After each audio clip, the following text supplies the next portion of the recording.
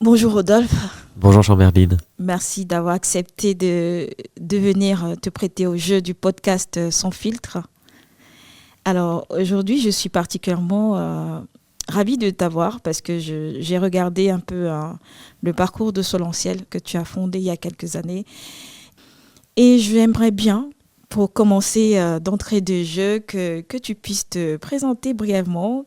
Qui es-tu? Qui est Rodolphe Baron? Ton parcours avant de te lancer dans le social, du coup, étais-tu déjà dans un parcours social ou alors tu as été marqué par une circonstance particulière? Donc je suis Rodolphe Baron, j'ai 43 ans.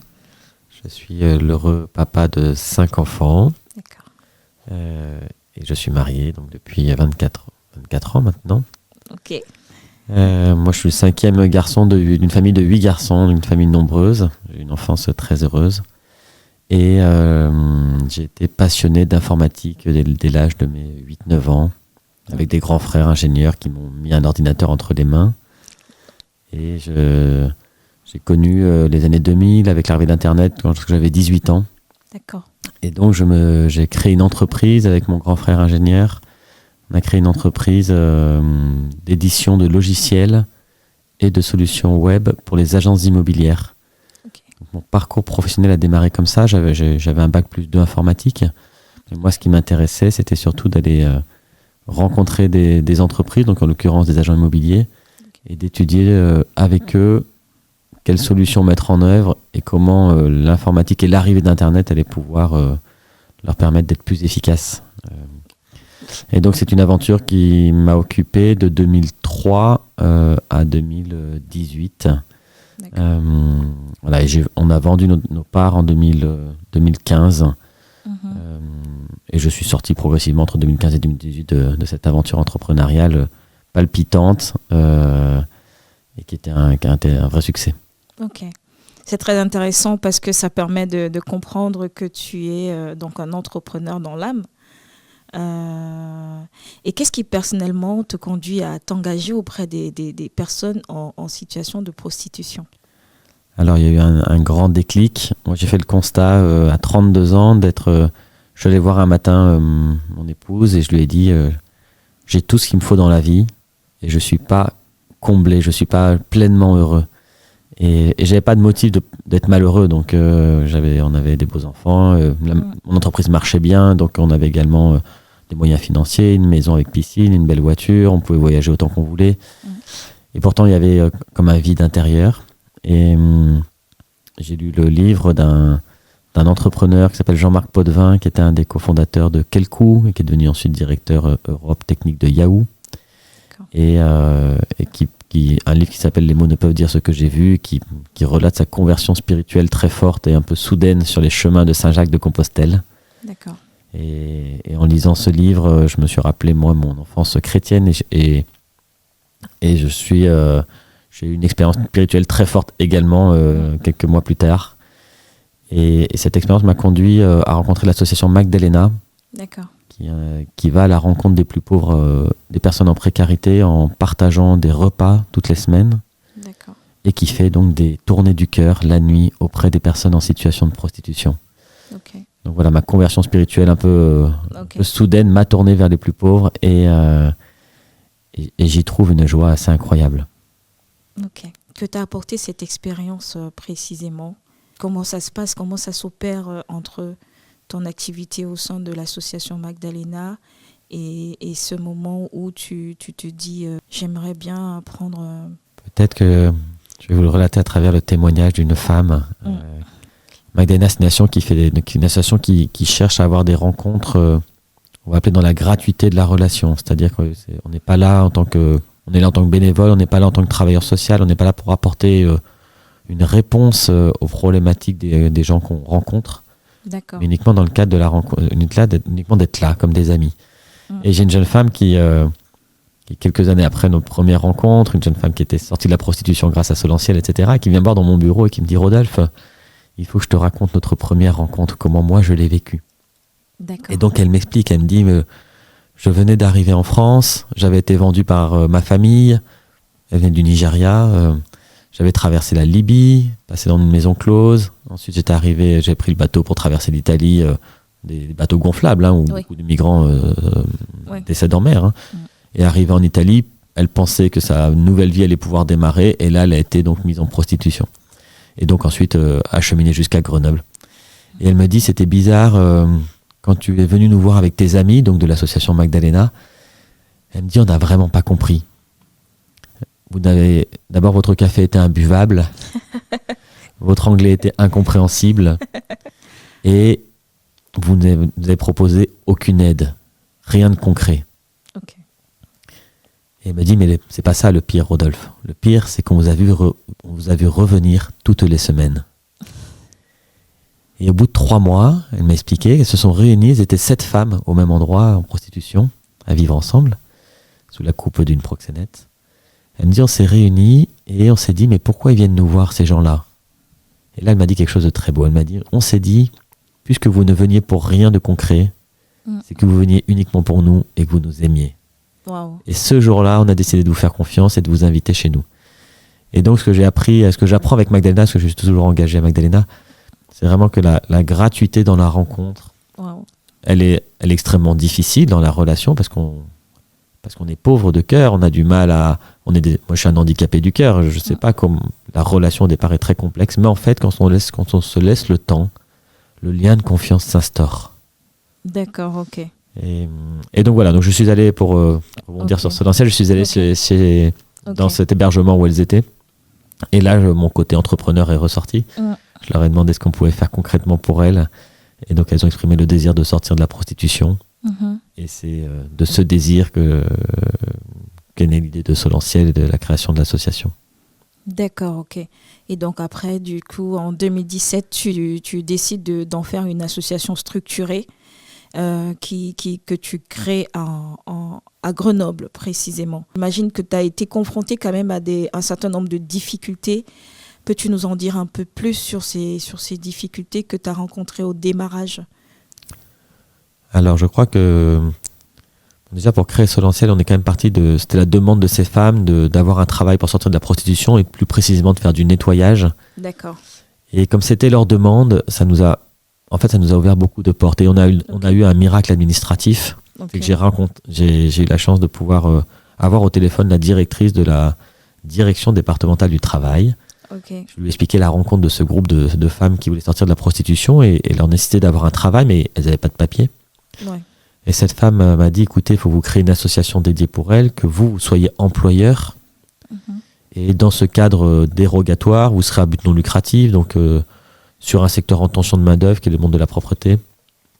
Et donc elle m'a dit, je vais vous délivrer à titre dérogatoire des autorisations de travail pour chacune de ces femmes. Donc Solentiel, c'est quand même né d'un petit miracle administratif avec une personne courageuse qui a utilisé son domaine d'autorité pour créer un cadre dérogatoire pour ces femmes. Pour revenir sur votre question de frein quand même, peut-être que la première difficulté, ça a été d'aller voir des entreprises pour concrètement qu'elles nous confient le nettoyage de leur bureau. D'accord.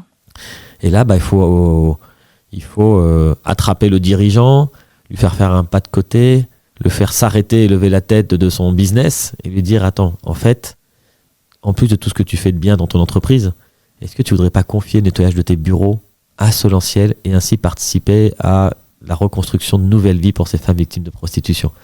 Et l'enjeu principal, c'est simplement que le dirigeant, c'est d'attraper le dirigeant pour qu'il s'arrête et qu'il regarde à côté ce qui se passe, qu'il regarde vers Solentiel et les victimes qu'on accompagne. Et ensuite, une fois que la rencontre est faite avec le dirigeant, il nous confiait généralement le nettoyage de leurs locaux et on a pu rapidement embaucher une première, une deuxième, une troisième, puis 15 personnes au bout d'un an pour sortir de la prostitution. Donc ensuite, c'est allé assez vite. Ok. Et du coup, du point de vue administratif pour ces femmes, est-ce que le fait de pouvoir bénéficier d'un emploi, donc du coup dans le ménage qui est reconnu comme étant un emploi en tension, ça a facilité aussi leur insertion administrative? Alors nous, on a un public qui est majoritairement victime de traite des êtres humains. D'accord. Et en fait, les personnes qu'on embauche à Solentiel, donc avec une dérogation pour les embaucher, elles n'avaient pas de papier, et donc on les aide à redéposer une demande d'asile en bonne et due forme, parce qu'elles ont droit à l'asile en France en tant que victimes de traite. Ensuite, on a une loi depuis 2016 en France qui est extrêmement favorable pour les victimes de la prostitution. Ok. Et donc aujourd'hui, quand une personne veut sortir de la prostitution, elle est considérée comme toujours victime d'un système finalement, avec les proxénètes d'un côté et les clients de l'autre.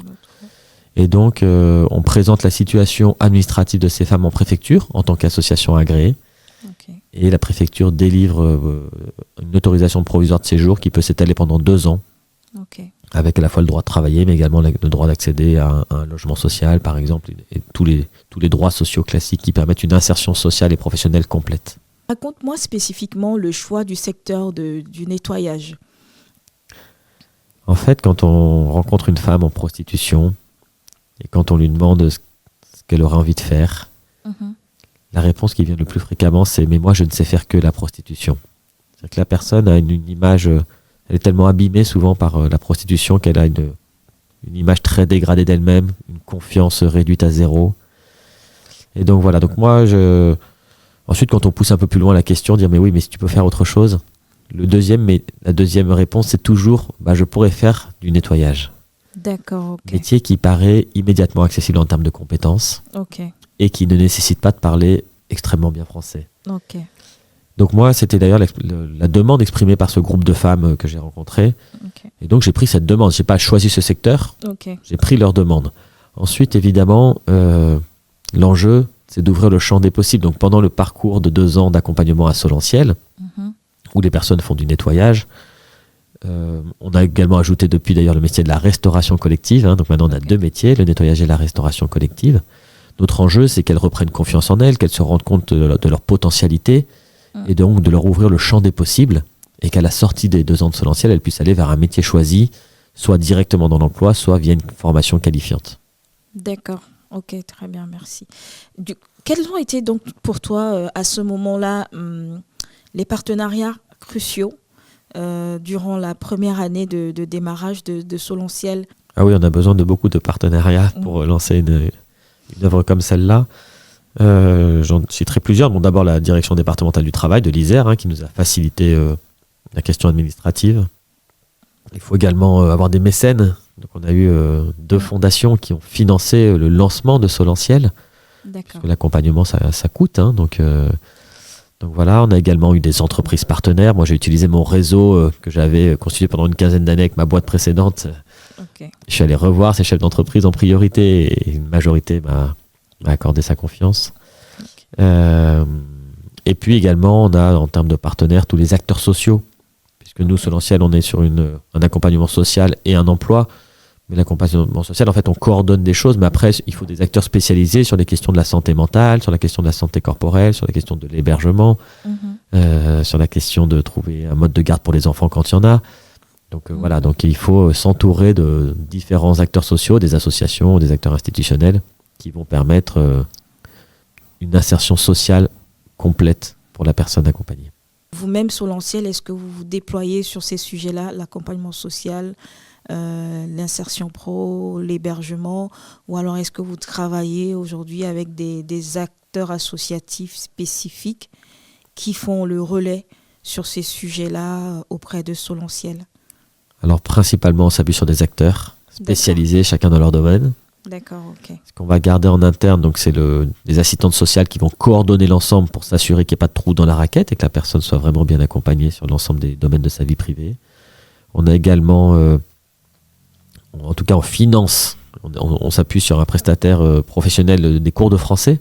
D'accord. Toutes nos bénéficiaires ont droit à 6 heures de cours de français par semaine. C'est du temps de travail rémunéré, de la formation professionnelle, donc obligatoire. Et ça, c'est extrêmement important parce que notre enjeu, c'est qu'au bout des 2 ans de parcours, la personne a un niveau de français suffisant non seulement pour sa vie quotidienne, mais également pour pouvoir suivre par exemple une formation qualifiante ou pour pouvoir aller travailler dans une autre entreprise où la langue principale sera le français. Ok, très bien. Et Solentiel, j'ai remarqué en parcourant votre site internet que Solentiel s'est déployé donc depuis sa création en 2017 et aujourd'hui vous êtes présent dans pratiquement 5 villes, Grenoble, Lyon, Paris, Toulouse, Nantes. Qu'est-ce que ça représente pour vous aujourd'hui en termes de de défis, de nombre de personnes accompagnées? Alors cet essaimage en France, il a été notamment possible grâce à la fondation La France s'engage, D'accord. un concours national qui identifie des solutions qui fonctionnent sur un territoire pour les aider à se déployer dans d'autres territoires, où souvent les besoins vont être similaires. Hein. Ok. Notre enjeu, nous, on a un enjeu de cohésion d'équipe, dans l'équipe encadrante, de s'assurer qu'on va pouvoir proposer la même qualité d'accompagnement sur les différentes villes où nous sommes présents.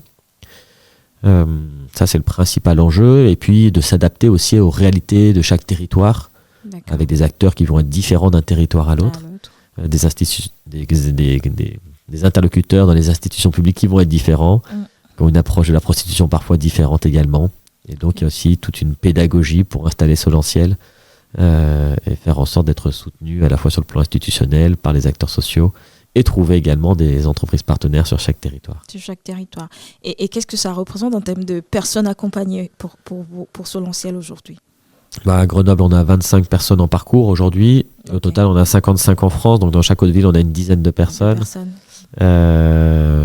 Et avec une croissance assez forte, on a eu l'opportunité, plus que décidé d'ailleurs, de pouvoir contractualiser avec des grands groupes de la restauration collective et de la propreté, qui, sur chacune de ces villes, nous permettent d'augmenter progressivement le nombre de places en insertion. Donc aujourd'hui, on a 55. L'objectif, c'est d'être à 100 d'ici 6 mois. Et puis voilà, avec beaucoup de personnes, on a 180 personnes aujourd'hui qui ont frappé à la porte de Solentiel. C'est-à-dire qu'elles ont eu le courage de venir nous voir pour sortir de la prostitution et qu'on n'est pour le moment pas encore capable d'accompagner et d'embaucher. Donc on a un vrai défi, c'est de trouver plus d'entreprises partenaires pour pouvoir être capable d'accompagner toutes ces personnes. Donc, comment se passe la démarche d'orientation du public sorti ou en volonté de sortir du parcours de prostitution? Est-ce que c'est du bouche à oreille qu'elle s'oriente vers vous? Alors, principalement, on va passer par des acteurs sociaux qui vont orienter vers Solentiel. D'accord. Les principaux acteurs, ce sont ceux des acteurs de l'hébergement d'urgence ou l'hébergement de demandeurs d'asile, qui vont identifier dans leur public des personnes concernées par la prostitution. Ok. On va également effectivement avoir le bouche-oreille, c'est-à-dire des personnes qui sont à Solentiel et qui vont en parler auprès d'autres femmes qui étaient en prostitution avec elles. D'accord. Et donc voilà, mais on va toujours repasser dans ce cadre-là. Si une personne arrive directement chez nous, on va repasser par son travailleur social de son centre d'hébergement, par exemple, ou d'un CCAS, de manière à vraiment requalifier l'entrée à Solentiel. Et puis on peut avoir également des associations qui font des maraudes auprès des personnes en prostitution et qui nous les envoient. Okay. Voilà. En tout cas, notre enjeu, nous, c'est toujours d'avoir un travailleur social externe à Solentiel qui vient faire la prescription pour nous orienter la personne. Et quelle est la durée moyenne d'insertion pour ces femmes-là à partir du moment où elles intègrent le processus d'accompagnement de Solentiel? Alors, le parcours en lui-même, il est d'une durée de 2 ans. D'accord. Et c'est une durée suffisante pour la majorité des personnes qu'on accompagne. Parfois, on va étendre un peu la durée si vraiment la situation le nécessite, pour des personnes qui sont peut-être plus abîmées que les autres ou qui ont plus de difficultés, par exemple, à apprendre la langue française. Par contre, on a souvent une phase en amont qui, elle, est beaucoup plus variable, avant de l'entrée à Solentiel. Des personnes qui viennent frapper à notre porte, mais qu'on ne peut pas intégrer tout de suite. Parce que parfois, elles ont besoin aussi, elles, de consolider leur désir de sortir, leur capacité à s'extraire du réseau de prostitution. L'enjeu de trouver un autre hébergement que celui fourni par le proxénète. Ouais. Des enjeux également de trouver un mode de garde pour les enfants pour être en capacité de travailler. Et donc là, on a tout un accompagnement social avant l'entrée finalement en parcours d'insertion professionnelle. D'accord. Qui va être plus ou moins long suivant la situation de la personne et qu'on va également porter avec d'autres associations spécialisées. Okay. Voilà. Donc, tu nous parlais tout à l'heure de l'agrément que vous avez obtenu, parcours de sortie de la prostitution en Isère. Est-ce que c'est un élément facilitateur finalement pour vous d'avoir cet agrément? Qu'est-ce que ça change concrètement au quotidien? Alors c'est décisif. En fait, ce que ça change concrètement, c'est que ça nous permet d'aller, quand une personne vient taper à la porte et qu'elle n'a pas de papier, donc elle est éligible à aucun dispositif d'insertion en France, au niveau d'insertion professionnelle. Hein. Oui. Cet agrément, il nous permet de présenter la situation de la personne en préfecture et d'obtenir donc des papiers, une autorisation de travail et donc de pouvoir ensuite intégrer Solentiel. Plus globalement, c'est aussi un agrément donc, qui est porté par les préfectures. Et donc, quand une personne rentre dans ces parcours, les acteurs institutionnels identifient la personne accompagnée. Et ça va nous faciliter les choses pour lui trouver un hébergement, par exemple, un logement social. On va pouvoir présenter les enjeux de cette personne en commission préfectorale où siègent tout un nombre d'acteurs institutionnels. Donc, on va pouvoir vraiment offrir un accompagnement global. Voilà, et puis on a cet agrément, il nous permet aussi de participer à la commission de lutte contre le système prostitutionnel, où la préfecture, avec tout un tas d'acteurs, réfléchit à comment prendre en charge cette problématique de la prostitution, à la fois du côté de l'accompagnement des victimes, mais également du côté de la lutte contre le proxénétisme, ou la question de la pédagogie à mettre en œuvre pour les clients qui achètent des actes sexuels. J'aimerais bien qu'on parle un tout petit peu du modèle managérial que vous avez mis en place, autonomie des équipiers, empowerment. Comment cela se concrétise dans vos équipes concrètement? Comment vous gérez? En fait, il était hors de question de reproduire un modèle managérial directif et hiérarchique. En fait, on est hors de question. On a mis en place un modèle classique au démarrage. Et les femmes, tout de suite, nous ont exprimé. Vous voyez que ça a créé des énormes blocages.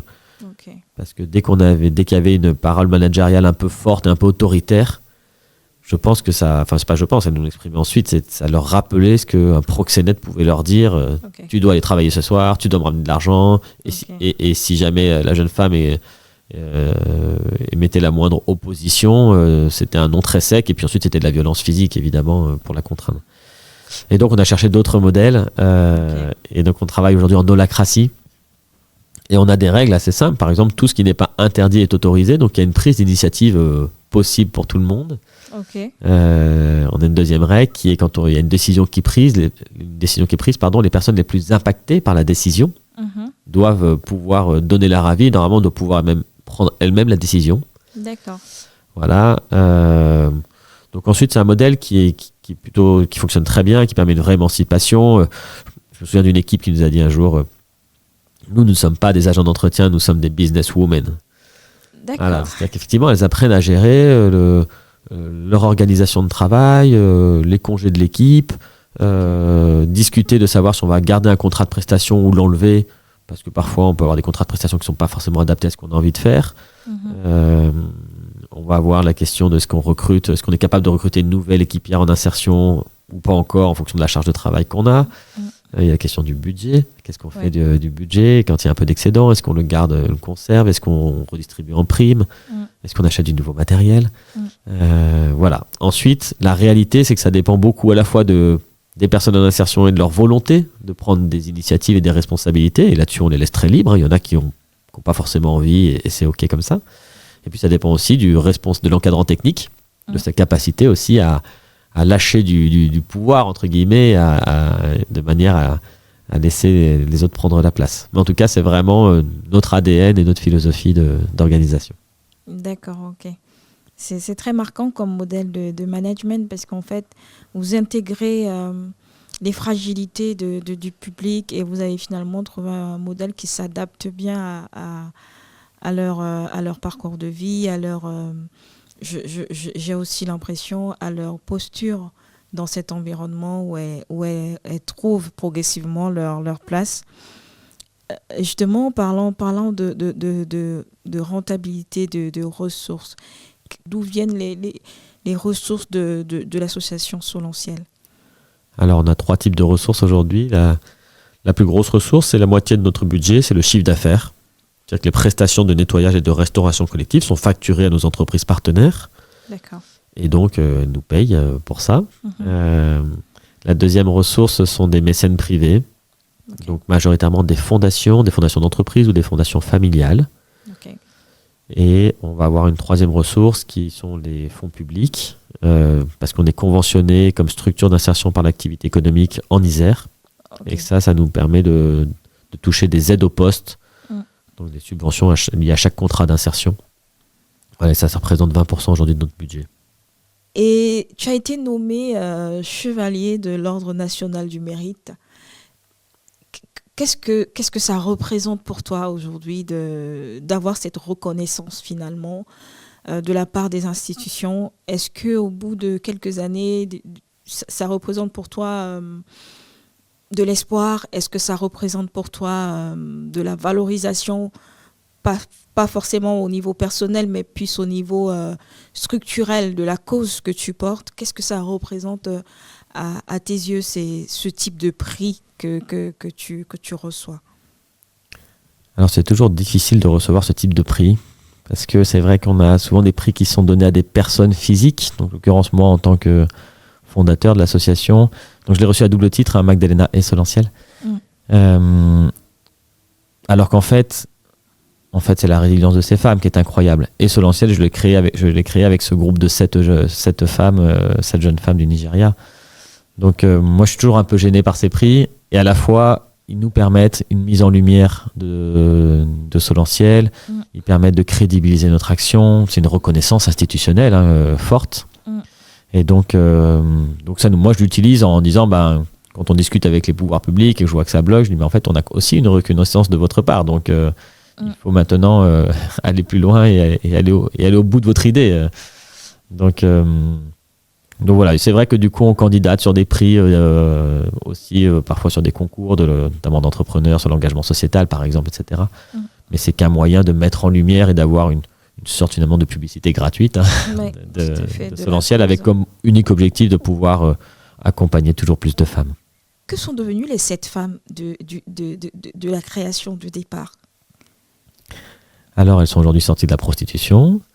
Il y en a 2 qui n'ont pas intégré Solentiel, mais il y en a 5 qui sont passés par Solentiel pour sortir. Okay. Il y en a une qui est dans notre conseil d'administration depuis plusieurs années maintenant. Okay. Wow. Elles sont des femmes qui ont une vie en France tout à fait stabilisée. C'est pas des parcours simples, parce qu'au-delà de la prostitution, il y a la question, ce sont des personnes souvent étrangères, donc il y a la question de l'insertion sociale, culturelle. Mais voilà, c'est vrai que c'est des parcours. Moi, ce qui me frappe, c'est de me dire, mais en fait, on voit des personnes qui, en quelques semaines après l'entrée à Solentiel, changent radicalement de vie.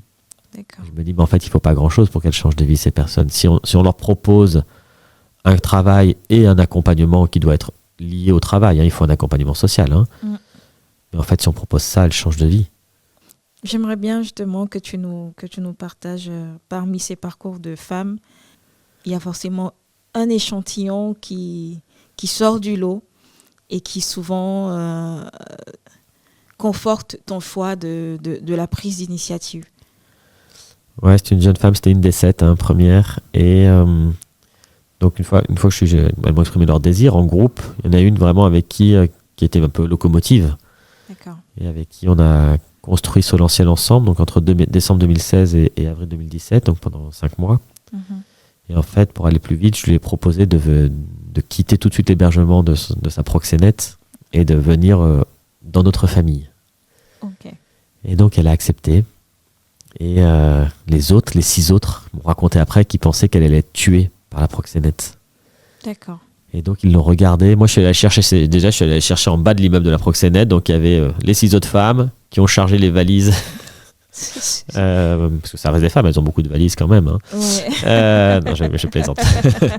Et donc pour la ramener à la maison avec ma femme et mes enfants. Donc on l'a accueillie pendant ces 6 mois, pendant 6 mois à la maison. Et on a tissé avec elle des liens incroyables. Aujourd'hui, elle a 4 enfants. Nos enfants sont parrains, marraines de ses enfants. Enfin, c'est vraiment une superbe histoire. Et on lui a appris à faire du ski. Enfin voilà, on a tissé une superbe relation. Mais ce qui m'a touché, c'est vraiment en fait, de comprendre à quel point elle avait été courageuse, parce que les autres étaient tétanisés, pensaient vraiment qu'elle allait être tuée dans la semaine. Et voyant que en fait, la proxénète avait peur finalement et n'osait pas de représailles. Ces menaces. Ouais. Exactement. Les autres se sont sortis également assez vite dans d'autres familles d'accueil en termes d'hébergement. Et quand on a créé Solentiel, on a déjà plusieurs qui s'étaient extirpés de leur madame, de leur proxénète.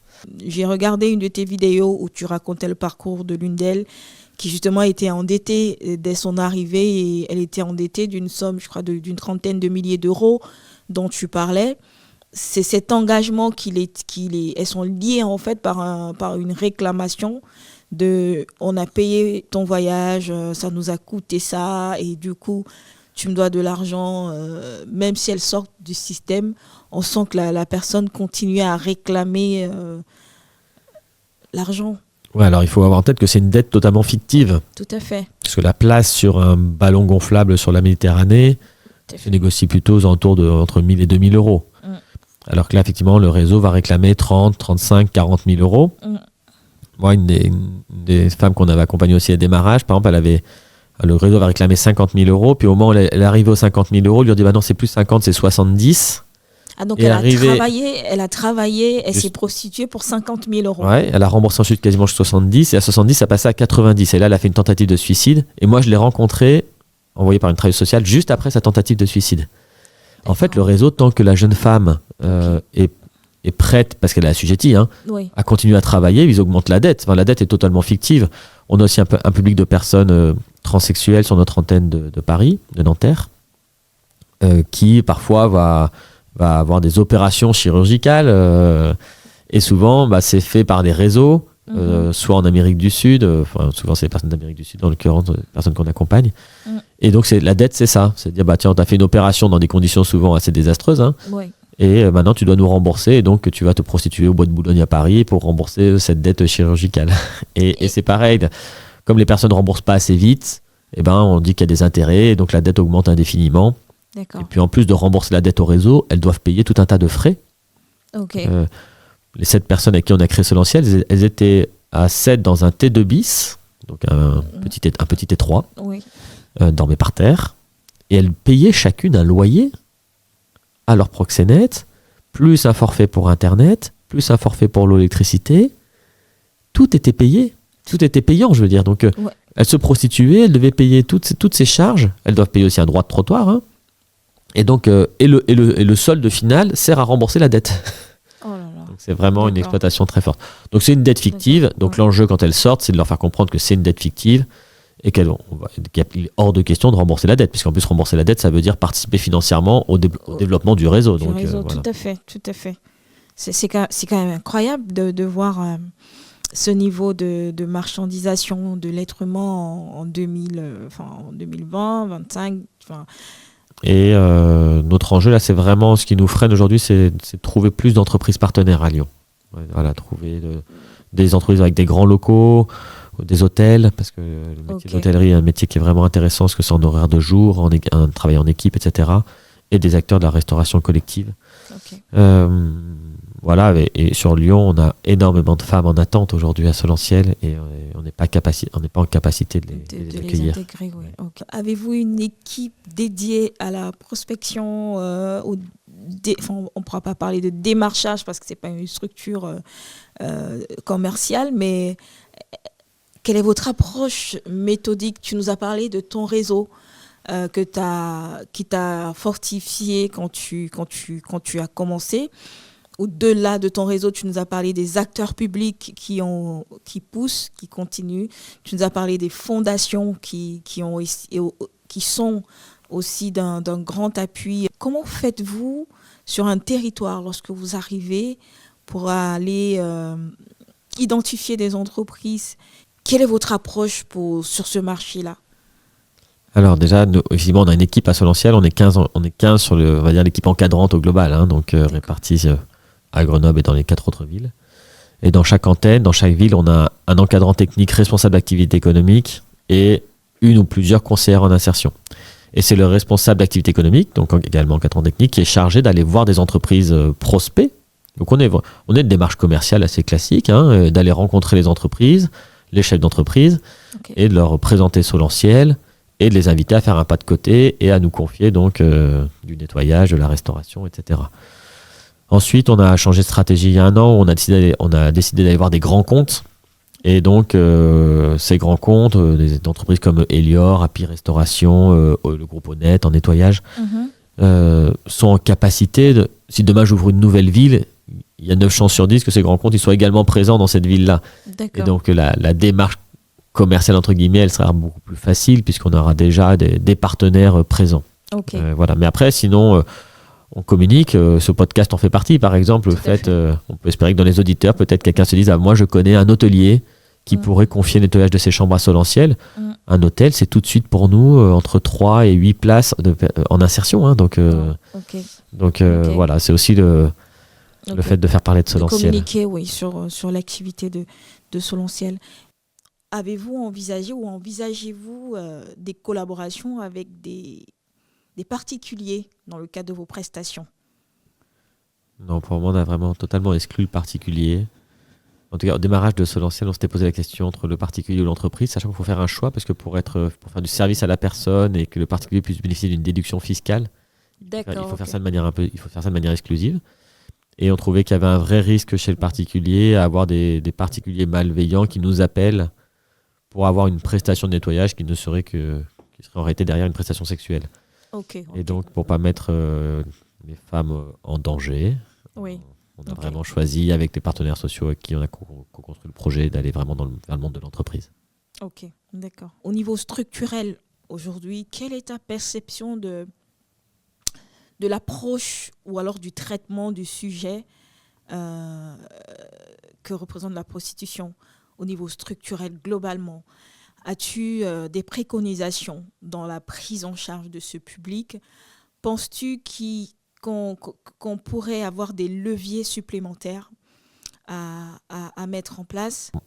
Déjà, le sujet de la prostitution, il est peu connu et il est rempli d'idées préconçues. C'est-à-dire nos interlocuteurs, que ce soit des citoyens, mais également des décideurs, hein, on a plein d'idées conçues, mais moi, même le premier, j'avais plein d'idées conçues sur la prostitution. Finalement, c'est peut-être un choix, la prostitution. Peut-être que les personnes, elles aiment ça. Peut-être que parce qu'elles aiment l'argent, et donc elles veulent de l'argent. Il y a plein de choses. Et en fait, et c'est poussé aussi par des lobbyistes, par exemple, qui vont parler de travail du sexe, qui vont présenter la prostitution comme un travail. Moi, mon expérience personnelle, j'ai accompagné plus de 200 femmes à titre personnel, c'est qu'elles sont toujours soit victimes d'un proxénète ou d'un réseau. Et pour les très très peu nombreuses que j'ai déjà rencontrées qui étaient indépendantes, en fait, leur enfance et leur adolescence a été le lieu d'agression sexuelle, d'inceste très fort. Ce qui fait qu'il y a une vraie dissociation du corps et de la personne, et que la personne va mettre son corps en prostitution pour qu'au moins il serve à quelque chose, finalement, ce corps dont elle a une image très dégradée. Donc c'est jamais un vrai choix, la prostitution. Tout à fait. Donc ça, c'est vraiment la première chose. On a une loi, au niveau structurel, on a une loi française qui est extrêmement intéressante. La loi française, elle dit 3 choses. Le proxénète doit être condamné au niveau pénal. Donc le proxénète, le réseau. La deuxième, donc ça c'est depuis longtemps en France maintenant, depuis l'abolition des maisons closes en 1946, si ma mémoire est bonne. La deuxième chose, c'est que la loi française dit que la personne qui est en prostitution, finalement, elle est victime. Elle est victime d'un système, souvent de proxénétisme. Et globalement, elle est victime également parce que même parfois, si elle est indépendante, elle est en fait souvent en précarité. Peut-être une précarité affective, une précarité relationnelle, et souvent en fait une précarité matérielle. Et donc, et la seule solution que lui propose la société face à cette précarité, c'est de se prostituer. Et donc, puisqu'elle est victime, elle doit être aidée. Et donc, ce sont les fameux parcours de sortie de la prostitution. Donc ça, c'est le deuxième axe de la loi. Et le troisième axe, c'est la pénalisation des clients. La loi dit, en fait, acheter le corps d'un autre, ce n'est pas acceptable. Tout à fait. Et non seulement c'est pas acceptable, mais en plus, vous financez un système, parce que l'argent remonte au proxénète et au réseau, et donc vous financez un développement de la prostitution, donc les clients doivent être pénalisés. Moi, ce que je trouve intéressant, c'est que ça donne un vrai signal à la société, aux hommes particulièrement, qui sont les consommateurs de la prostitution, à 99%, leur dire, mais en fait, non, c'est pas acceptable. Après, le défi, je pense, structurel, c'est de donner les moyens à cette loi de se déployer, à la fois en soutenant les associations comme nous pour développer ces parcours de sortie de la prostitution, mais également en donnant des moyens pour augmenter la pénalisation des clients, en tout cas faire des contrôles des clients. Et c'est souvent d'ailleurs, c'est pas des amendes, c'est plutôt des stages de sensibilisation qui vont être donnés, donc c'est de la pédagogie. Et puis également, évidemment, toute la partie judiciaire sur le démantèlement des réseaux de prostitution. D'accord, ok, très bien. Cette approche d'élargissement, est-ce une approche qui est la conséquence de la difficulté à finalement vous implanter que dans du nettoyage, Ou alors est-ce une volonté pour vous, progressivement, d'élargir les métiers de réinsertion pour ces personnes? Alors, déjà, nous, dans le structure de réinsertion, le nettoyage ou la restauration, ce sont juste des métiers supports pendant les 2 ans de parcours. Notre enjeu, il est d'identifier des métiers facilement accessibles en termes de compétences et avec un niveau de français souvent assez limité. Et donc, aujourd'hui, on aimerait aller vers le métier de la blanchisserie et le métier d'agent hospitalier, qui sont 2 secteurs où il y a également des besoins de main-d'œuvre et qui sont également assez facilement accessibles. Voilà. Et puis, moi, je fais un appel à toutes les entreprises. Peut-être qu'il y a des secteurs qu'on n'a pas du tout identifiés, sur lesquels il y a des postes faciles d'accès en termes de compétences. Notamment, on peut imaginer ça dans l'industrie et avec un niveau de français limité qui peut être facilement accessible également. Donc, en gros... Et alors, on a quand même des contraintes. Nos critères, c'est qu'il faut que ce soit un travail de jour en journée, en équipe. Voilà, c'est nos 2 contraintes pour vraiment avoir aussi un cadre pédagogique en termes d'insertion qui soit satisfaisant pour les personnes. As-tu, Rodolphe, un petit mot que tu voudrais adresser aux auditeurs qui vont nous écouter pour les inviter à agir, à soutenir Solentiel? Alors nous avons, comme expliqué, beaucoup de personnes qui tapent à la porte de Solentiel pour pouvoir sortir de la prostitution. Donc on a un énorme enjeu de pouvoir leur proposer quelque chose. Et donc à ce titre-là, on recherche des donateurs et des mécènes qui peuvent nous soutenir financièrement pour financer ces parcours d'insertion. On recherche des entreprises qui vont nous confier des prestations de restauration, de nettoyage, d'hôtellerie pour pouvoir créer des postes en insertion. Et également, on recherche un soutien des pouvoirs publics, donc que ce soit politique ou institutionnel, de manière à faciliter l'insertion des personnes. Merci beaucoup, Rodolphe. On était très contents de te recevoir dans le podcast Sans filtre. Évidemment, tu es présent sur les réseaux sociaux, de même que l'association. Merci à vous.